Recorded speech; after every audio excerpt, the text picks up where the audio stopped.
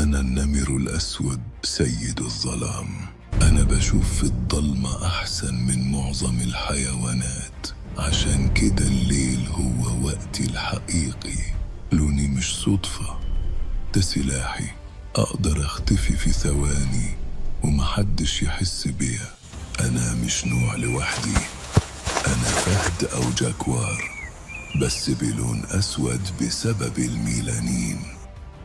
أنا بصطاد بهدوء خطوة خطوة لحد ما أبقى قريب جدا من فريستي، ولما أقرر أهاجم بيكون في ثانية واحدة.